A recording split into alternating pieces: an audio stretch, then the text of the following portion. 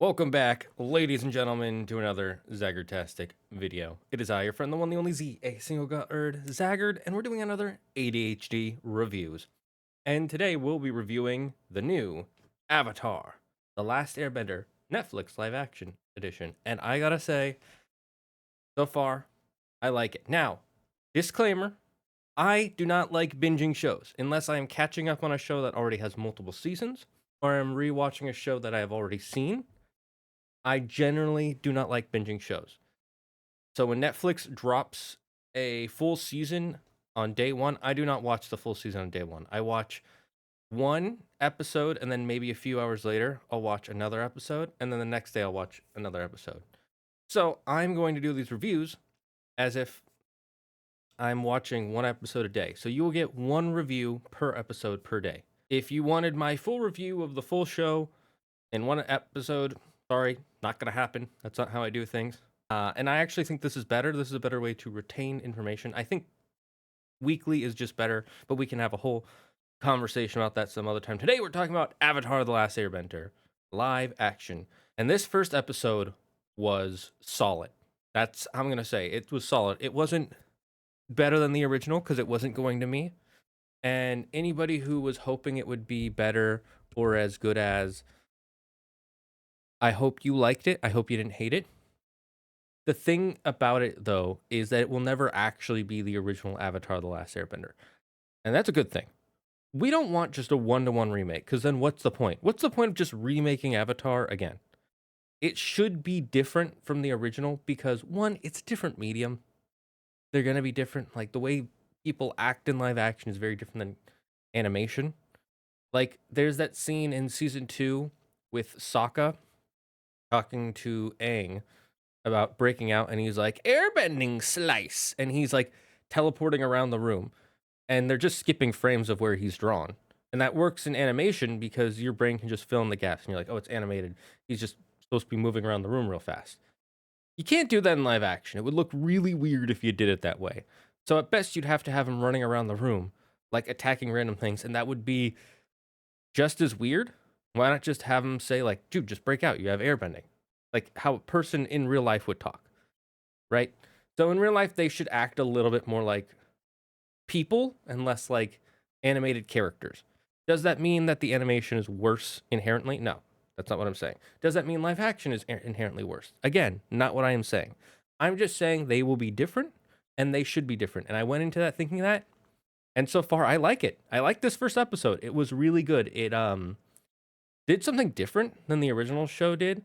It starts showing when Aang finds out he's the Avatar, and when the Fire Nation attacks the air temples. And one of my favorite YouTube channels, Overanalyzing Avatar, thought that in the trailer, maybe that was Sozin versus Gyatso. And it was. We got that. We got that fight. And we didn't necessarily need Sozin killing Gyatso, but it does make it a lot darker that Sozin directly killed Aang's best friend, mentor, somewhat father figure. I know that the nomads wouldn't have had those, but, you know, it kind of happens regardless if you want to or you culturally decide to. We have Sozin kill him directly. And it wasn't so much that he was going out of his way to kill Gyatso, it was that that was the temple they attacked first. That was simply it. At least that's what I remember them saying. They also changed the whole in the Southern Water Tribe with that Fire Nation ship where it's like, oh, it's forbidden to go there. Turns out Katara goes there all the time to secretly practice waterbending. I mean, floating some water just a little bit, I guess, is still practice. There was one thing I wasn't a fan of that Claire pointed out, and I didn't really notice. Like, I noticed in the back of my head, but I wasn't thinking about it in the front, is that he doesn't have the whole, do you want to go penguin sledding with me? He's not as energetic and childish as he was in the show. In fact, by the end of this first episode, he is already like, I am the Avatar and I've got to do this thing. And I feel like that was a little early. I feel like that should have been a halfway point, somewhere halfway in the show that he does that, or at the end, instead of at the end of the first episode. But it's also fine. It's not terrible. It's different, and I did want different, so I can't complain too much. Um, Aang's actor, I think he does a good job for the most part with major emotional points. There are certain points where he's a little flat in his reading and his take, but all the other actors, in my opinion, are a little bit better than he is, and so they kind of raise up his performance, so it's not as noticeable and it's not as annoying, but you still notice it. I will give him the pass though. He is very young. I looked it up. He's 14. I think this is like his first major thing.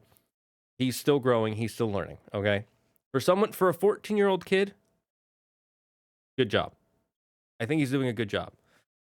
Then we'll go to Katara. Katara, her actor also isn't quite as dimensional as the cartoon, but she's a little better than the person playing Aang. I will try to remember their names between this episode and the next.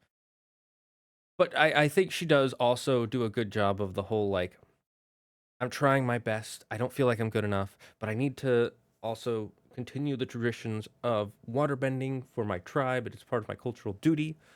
Sokka is definitely, out of the three of them, I would say the more experienced actor. He does a lot more facial expressions than the other two in very specific moments. Like there'll be a point where he's like confused and he's like he actually, like, he has a full on facial expression. I'm like, oh damn, he's doing good with those facial expressions, and he's able to put more nuance and multiple kind of emotions in his speeches instead of it being very, this is the emotion I need to have. It's like, here's what I'm feeling, these multiple things. Like, I got to protect my sister, but I also want to support her, but I also got to protect the village. And I feel like he's actually pretty decent at what he's doing. And so that for those first few scenes with all three of them were pretty good. The bending looks really great. We saw that in the trailer, looked great. I was still worried. So far, there has not been a point where I saw any bending and I was like, oh, it looks bad. And surprisingly, the first bending we see in the show is earth bending. Probably one of the bendings we see the least in the entire series, and we see it first. So that was kind of interesting to me. And you might say, like, oh, season 2, there's earth bend, like, you're in the Earth Kingdom. Yeah, but you don't see that many earth bendings in all of season 1. So it's still like the least bending you see, I think. Obviously, the most you see is air and, I want to say, fire, because Aang and Zuko are highly skilled from episode 1 and they're doing it a lot.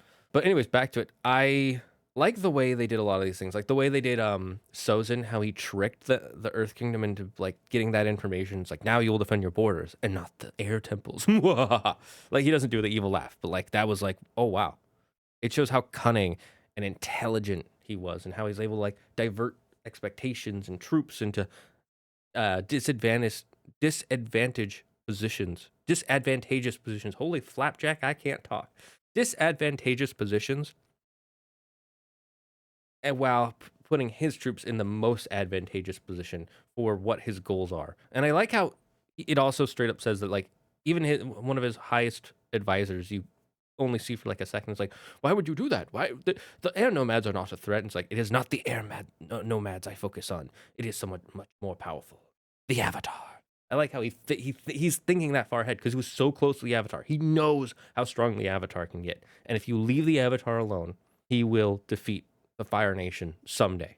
Well, we know what happens, and I gotta say, I don't know if I needed the night that the air nomads were attacked to be the same night that Aang disappears and gets caught in that whirlpool watery tsunami thing. But also, it is kind of dark that it happened the exact same day. The day that he ran away and almost died is also the same day that everyone he knew died. So that was dark. They also, in that same vein, one of the things that some people said about Avatar is that they don't ever say any of Aang's close friends when he was a kid before he found out who's the Avatar. And later in the series, when he's thinking about all the air nomads who died, there's not a single child he's thinking about. He thinks about only the adults, which I get it's because otherwise it would be really dark. You see like a kid's ghost in a YTV7 show. It's like, ugh, yeah, I don't really want to think about that. So the way they get around that is really smart in the fact that they show how much Aang cares about Gyatso. Like he's like, I want you to be my friend. And Gyatso's like, I am your friend, Aang.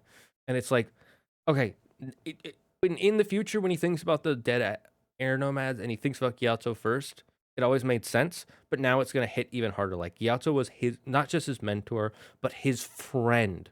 and he really wanted Gyatso to be his friend, and Gyatso wanted to be his friend too. It was really smart. They did change how Gyatso kind of was. They did show that Gyatso was too attached to Aang, because in the end he's like, "I'm not letting them take you away from me, Aang." And this time he's like, "Aang, you have to leave." Fair. He is trying to be more objective in this version. I think he's a lot less attached, but I think I kind of like that he broke the air nomad rule of attachment. But we'll move on because that scene's already over, and Gyatso is, well, not here anymore. And we'll get back to the southern tribe, the southern water tribe, and we get to see Zuko and Iroh. And I gotta say, the guy playing Iroh, I forget his name. He was in Kim's Convenience. He was in a few episodes of Mandalorian. I like the range that he shows in all the things he does. He does a good job as Iroh. Now, I don't think anyone can ever truly beat Mako as Iroh. However, he's doing a good job living up to a live action adaptation of Iroh. And I like how not only wise Iroh is, but calm, focused, and how he tries to get Zuko to focus on his ambition, but also think about what his ambition is. And one thing that they do with Zuko in this, that the show did a really good job because it was animated, so it was a lot easier to do this, is whenever Zuko is talking about his destiny and his future and his fate and what he wants to be and all that stuff, when he's talking and he's like, "Oh, I need to become the Fire Lord. I need to find the Avatar." Whenever he's like following what his father wants, you see the main focus will be on his left side. It'll like shade up. This side will be shaded, or it'll zoom in on his face, so it cuts it down the middle, and you're looking at his scarred side. And then when he's thinking about things that's better for him, when he's focusing more on what Iroh wants him to focus on, the show, the animated show that is, would zoom in on his non-scarred side and things like that. And the live action show tries to do that too. It's harder to do it because you can't just zoom in and cut off half of someone's face. It's really awkward in live action. But they do make it so the lighting kind of works in their favor that way. Like if you watch the scene when he's talking to Iroh on the ship, when Iroh's like, "What do you want?" His head is turned, and you'll see the lighting, the way they did it. His scar side has a lot more shading to it. It's not as bright. His like clean side is bright. Wait, that's the side, right? This side will be kind of like more in darkness, and then he turns like, "Yes, but I need to capture the Avatar." And when he turns to look at his wall of Avatar posters, his clean side has more shading, and the scar side is completely bright, like not like glowing, but like covered in light. And so they're doing a good job of doing that mental dichotomy and visual imagery that the animation did in live action. I like that they did that. I noticed that right away, and it made me happy that they were trying to do that. It showed that they not only understood that people liked Avatar for the magic system and the characters, but also how the characters are portrayed visually. It shows that they actually understand Avatar pretty well. Again, not going to be as good as the show, but I'm still liking it. After then, we get the Aang Zuko fight, and well, yeah, it was more of a fight in this one. It was a lot better. The original fight is nothing. He's just like Zuko just shoots like some like low level fire blast, and Aang just twirls them away. That's it. There was actually some fighting. Aang knocks some guards down. Zuko and Zuko and Sokka actually kind of have a fight. I'm kind of surprised Zuko didn't just fucking body him immediately. Like Sokka actually kind of was able to dodge some of his attacks for a little bit, but then I mean he still gets beaten. Like you can tell Zuko wasn't really trying. Then we have a really good scene with Aang and Iroh in prison where it's like, "This is what people believe. This is why the Fire Nation is doing." And it's like, "Is this what you believe?" And Iroh goes, "Well, I've got to go." I like how they're kind of setting up his eventual, I guess you could say, betrayal of the Fire Nation, or his eventual trying to lead Zuko in another path already, just with his short conversation with Aang. Because Iroh and Aang don't really talk until season 2, and it's the end of season 2. And I'm kind of glad we got to see them have that small, short conversation right then. And after that, we get to see Aang escape from the jail a different way. I like how he like airbends the keys out of that guy's pockets and hides them before he can see them. Very like doo, doo, doo, doo, doo. And then he escapes and he finds the staff. I kind of wish they had the scene where Zuko and Aang are in Zuko's bedroom, and Aang does the whole like standing behind his back air nomad technique, like hiding behind him, And then when he does fight, he just bodies him by just slamming him against the wall with his mattress. But that might have seemed too rough in live action. It works in the cartoon because in a cartoon, like a character could slam against a wall and be like, "Ow, that hurt," but get up. In real life, if you got slammed against the wall, you would probably be out of breath and be like, "I need a minute." Okay, I'm good. So I can see why they didn't do that because they want the scene where Zuko shoots the fireball at them when they're escaping. And another thing I'm kind of glad they didn't do in the animation that they did in the cartoon is when he's trying to fly away, Zuko like jumps like 20 feet and gets on Aang's back with no firebending, by the way. He doesn't like blast a fire blast behind him. He just straight up jumps. They got rid of that scene, which I'm kind of glad because in the cartoon it works great. In live action, it would have been goofy. It would have been very Tom Cruise Mission Impossible-esque, if you know what I mean. And so he just gets away on Appa because Sokka catches him, which was great. I like that, the way they did Sokka catching him. And then he shoots a fire blast, and that's the first time Katara does her waterbending, which is makes sense. The first time she does waterbend successfully, kind of, is on his ship in that scene. So the way they did it was just a different way she successfully waterbend. And it's a basic, she just pulls some water up to stop it. It wasn't like some big, oh, I blocked your attack and then redirected it or did a huge water blast. It's just like she pulled up some water and she's like, I did it. I did it. Like, it's great. I mean, she doesn't yell, I did it, but you see it on her face. So it is, I think it was still well done. Much better for the live action, not too much. And then we get the air temple scene. We don't see him doing the airball thing because they're kind of speeding it up a little bit. And they've already told him, like, all the airbenders are dead. Like, they're all dead. There's no point where Katara and Sokka are trying to hide it from him to keep him safe so he doesn't hurt his feelings. They've already told him. And then we get the airball scene. I was kind of sad that Katara isn't the one who pulls him out of the Avatar state there. I kind of wish she had, but that's how it happened. There was this one weird, awkward moment where Katara's bag is on the ground, it's moving, and immediately I was like, "Oh, Momo's in there," like, or an animal or whatever. But it's good. We know it's gonna be a Momo because we've watched the show. But realistically, my brain's like, "Oh, an animal's in there." And Aang goes, "Something's wrong with your bag, Katara." I'm like, "What do you mean something's? Have you never seen an animal before? Like something like a rodent of some kind? Like you know what animals are, right?" And then like it opens up. It's like, "Oh, it's a flying lemur." And it's like, well, if you know what a flying lemur is, you should have been able to tell that was some sort of animal in the bag. It was just a weird line where he's like, "Something's wrong with your bag." You mean, why wouldn't you say, "Oh, there's something in your bag," right? Like, am I crazy for thinking that? Am I like the only person who's like, that's what he would have said? A normal person would have said. It was very cartoony, kind of. Yeah, it felt cartoony. Like the bag could come to life, and there was an ancient device was in there. So that was weird, but it does lead into a scene that I think was a better scene for the live action. Is it turns out there's a waterbending scroll in her bag, and Gran left it behind. And some people will be annoyed. It's like, oh, what? They're not going to do the pirates? The pirates were cool. Yes, the pirates were cool. In a Saturday morning, I know it wasn't Saturday morning, but in a cartoon format, the pirates are really cool because you have these episodes of the week where there's just like, oh, here's an adventure they go on. In this show, they can't have all that random fluff. They have to have important episode. Every episode needs to advance the plot. And you could say like that episode advances the plot because it shows Katara losing her necklace or how she gets the waterbending scroll. It doesn't ultimately matter how she gets the waterbending scroll when you think about it. All that matters is she gets the waterbending scroll. That's it. So however she gets it, if it falls out of the sky because Appa found it in a freaking cloud, it would have been the same result.